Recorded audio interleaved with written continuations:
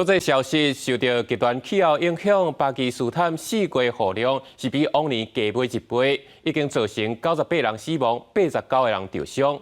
另外，伫咧阿拉伯半岛，包括杜拜嘛，拢咧落大雨，各界都咧质疑讲是人工吹雨的不当，才会造成这届灾厄。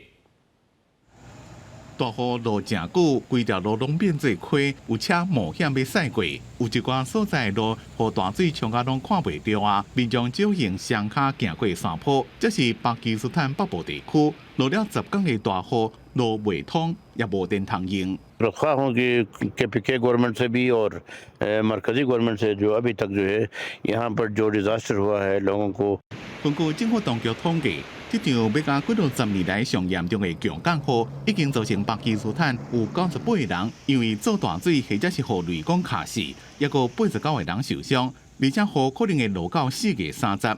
受到极端气候影响，今年4月降雨量比往年加90%。 जी पुल टूटा है बारिश से पुल टूटा है बहुत बड़ा बारिश हुआ है पहले तो सारा बारिश नहीं हुआ है इधर 同一个防暴系统也涉及阿拉伯半岛地区，杜拜饮水饮甲一个莲仔遮悬，一只鸟浸伫个水底，双脚甲车门挽掉的，有一个警察甲救起来。